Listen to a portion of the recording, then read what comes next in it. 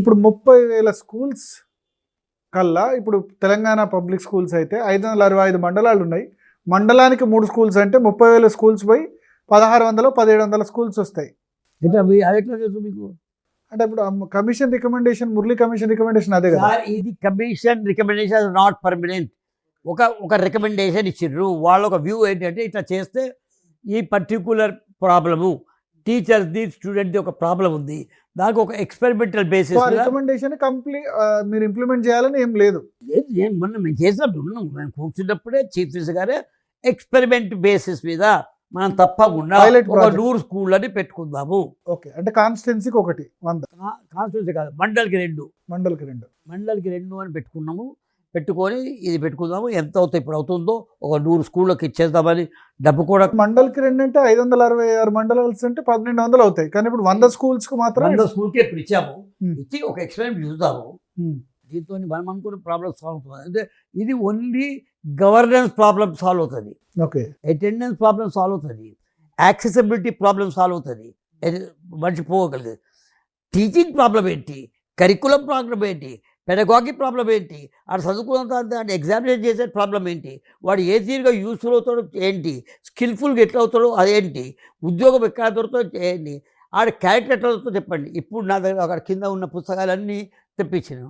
దాంట్లో ఏముంది, ఒక్క పుస్తకంలో కూడా 430. సో ఇప్పుడు ఈ 30,000 స్కూల్స్లో 25,000 స్కూల్స్ మూతపడడం అటువంటి ఆలోచన ఏం లేదు. Clarity, no school మూతపడదు.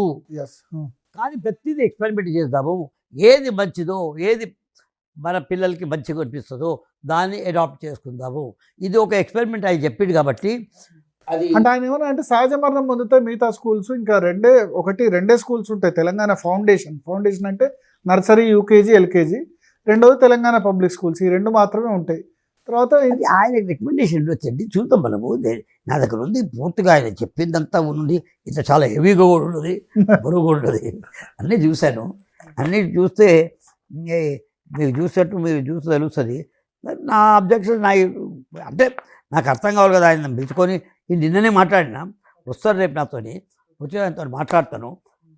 ఆయనదే రిపోర్ట్ ఒకటి ఉంటుంది, అది కూడా ఆ 2 కలుపుకుంటాను. టీచర్ల మెయిన్ అబ్జెక్షన్ ఏంటంటే దానిలో టీచింగ్ ఫీల్డ్ వాళ్ళు ఎవరు లేరు పెద్దగా. అంటే ప్రైమరీ సంబంధించి P L Visweswararao is arts college professor, primary teaching వాళ్ళు ఎవరు లేరు. వాళ్ళు ఇంజనీరింగ్ వాళ్ళకు ఇక్కడ ఇష్యూస్ ఏం తెలుస్తాయి. మీ విషయంలో అది లేదు, ఇబ్బంది లేదు. నేను టీచర్ అంటే ఇవాళ రాధాకృష్ణ టీచర్ ఉండే, నో డౌట్ అండి. ముదిలార్ అనేట ఆయన డాక్టర్ అయినా, కస్తూరి రంగన్ స్పేస్ టైం.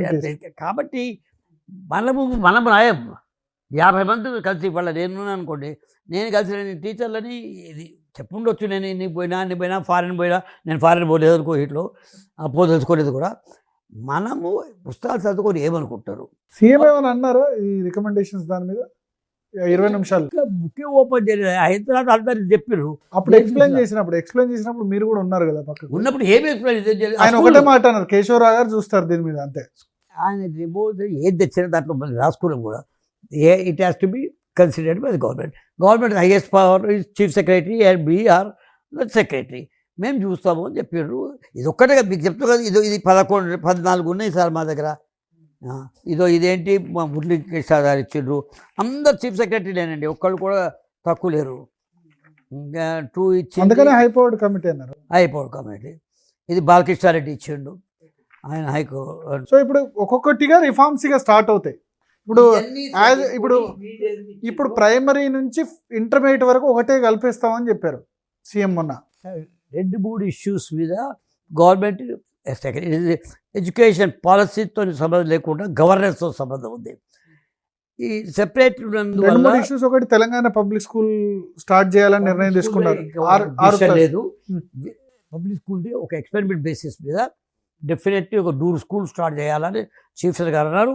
అప్పటికప్పుడే బడ్జెట్ కూడా వచ్చేది, నేను బడ్జెట్లో కూడా వచ్చేది. లెట్ us say, నేను అక్కడ పోయిన అరకులో పోయినా రన్నింగ్ వెరీ వెల్. సో ఇప్పుడు సిబిఎస్ఈ ఇంటర్మీడియట్ ఎడ్యుకేషన్ని హైయర్ ఎడ్యుకేషన్ ప్రైమరీ ఎడ్యుకేషన్లో విలీనం చేయడం ఎట్లా, అది కరెక్టా కాదా? 2 వ్యూస్ ఉంది కాబట్టి నేను ఇప్పుడు ఏం చెప్పను.